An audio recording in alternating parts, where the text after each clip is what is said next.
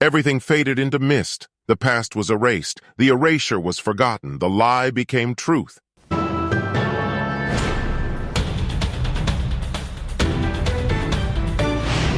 An Alberta woman arrested in Germany on incitement to hatred charges has been convicted and sentenced to time served. Monika Schaefer's trial concluded in a Munich courthouse on Friday, according to German freelance photojournalist Anne Wild. Schaefer, who comes from Jasper, Alta, was sentenced to 10 months but was later released because she has been in prison since charges were laid in January. Wild said Schaefer talked for more than 3 hours in the courtroom on Friday. She talked about her youth in Canada and the end of her career with the Green Party, and how she came to question 9/11. And after that, she started to question historical events in general, such as the Holocaust.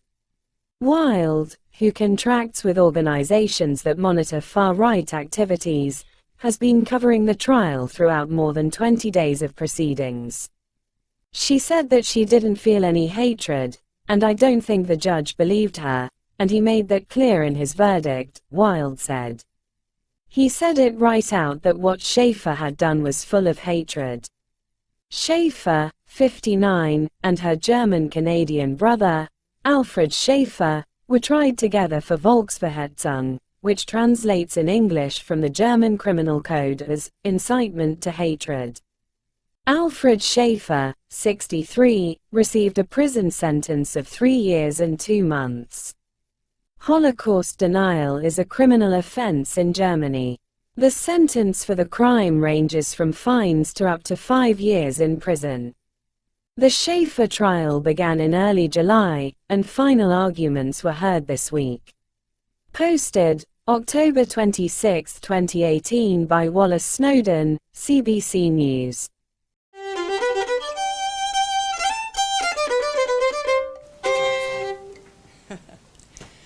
Hello, I'm Monika Schaefer.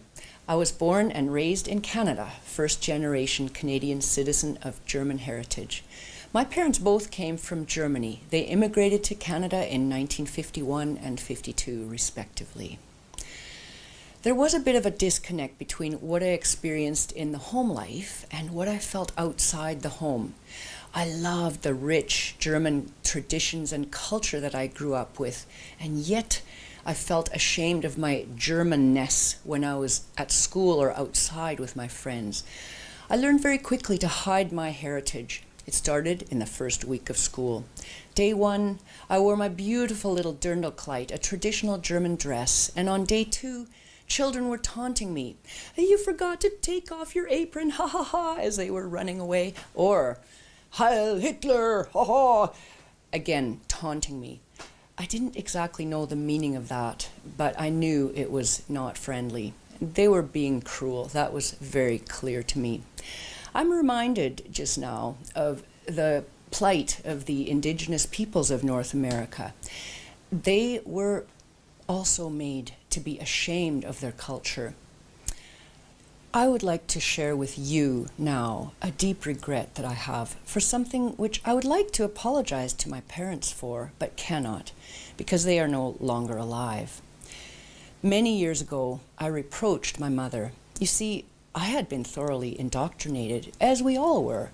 The stories seemed to be all around us, in school, in television, in the very air.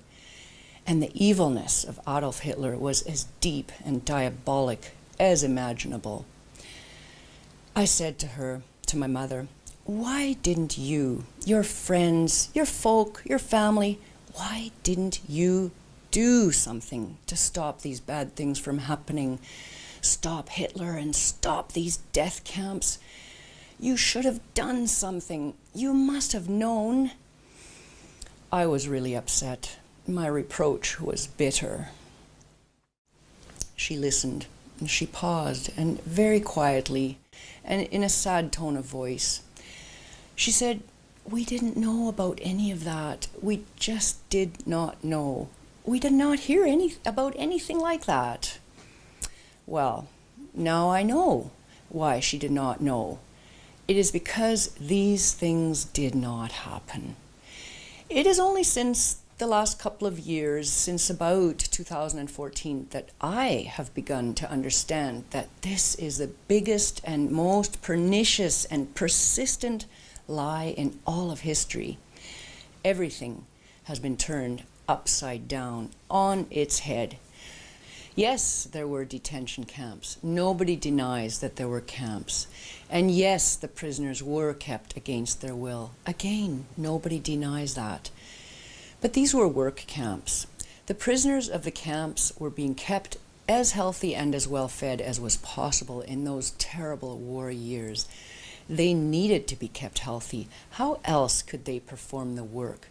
It was war, and so the camps were basically armaments factories. And how much sense does it make, by the way, to have a hospital in a death camp?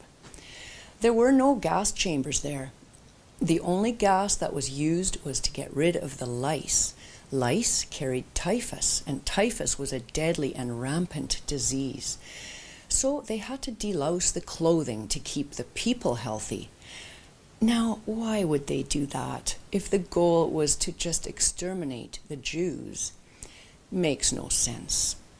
That is the 6 million lie, as I now like to call it, in a nutshell.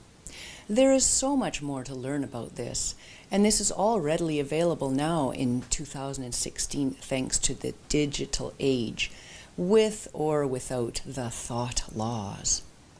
Back to my family. What a relief it is for me to learn that my parents and grandparents were not part of a people that suddenly became monsters overnight.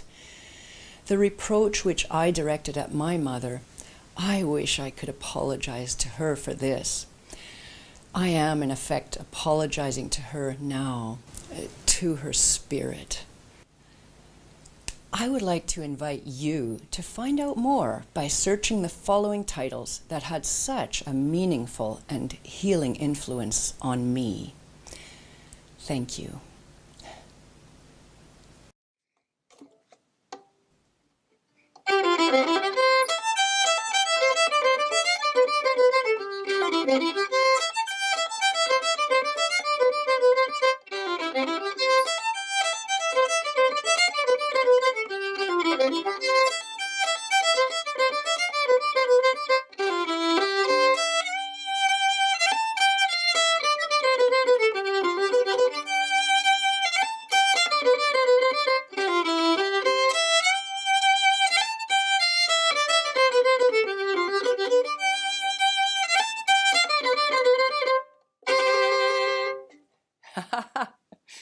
Every record has been destroyed or falsified, every book rewritten, every picture has been repainted, every statue and street building has been renamed, every date has been altered, and the process is continuing day by day and minute by minute. History has stopped. Nothing exists except an endless present in which the party is always right.